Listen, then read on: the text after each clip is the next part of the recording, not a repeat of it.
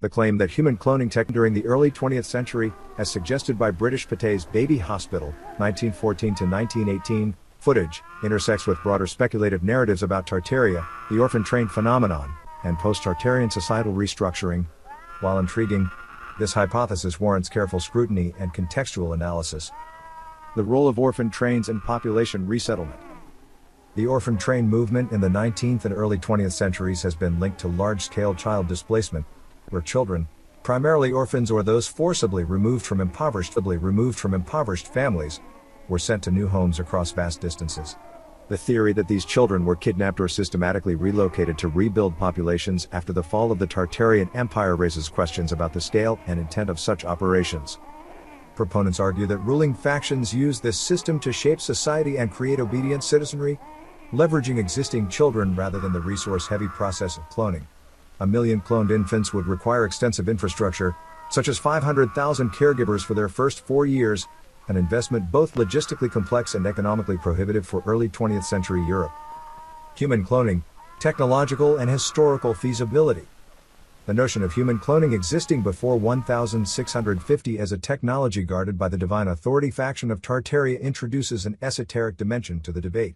After the supposed Tartarian coup of 1776, it is speculated that the secular faction, inheriting fragments of the old world's advanced technologies, struggled to replicate or implement these tools on a large scale.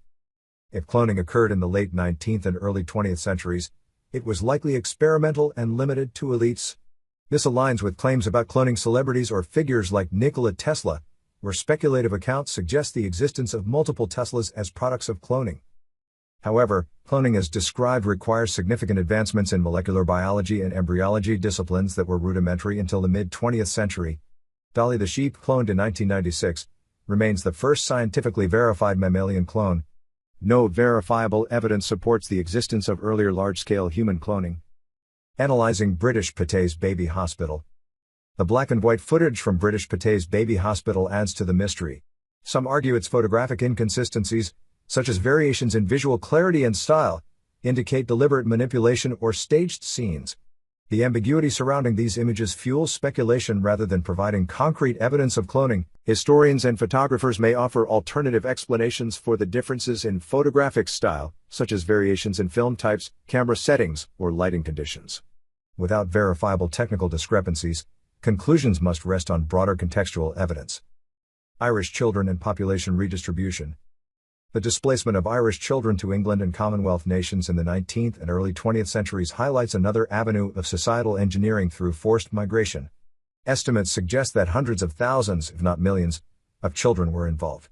This phenomenon aligns with the broader theory of post-Tartarian rulers reshaping populations through human displacement rather than cloning.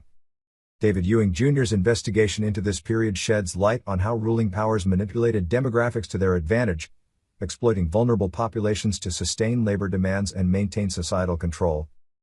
Cloning and the legacy of Tartaria. The question of whether cloning technology was suppressed or selectively used by elites remains speculative.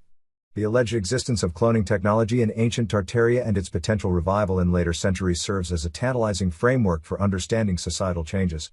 Yet, a lack of concrete evidence limits this theory to conjecture. Books like Tesla and the Cabbage Patch Kids, exploring the lost empire of Tartaria and the reset of 1776 in Tartaria, orphan trains contribute to the discourse but stop short of providing definitive proof. They highlight recurring themes of population control, technological suppression, and elite manipulation, underscoring the complexity of the narrative.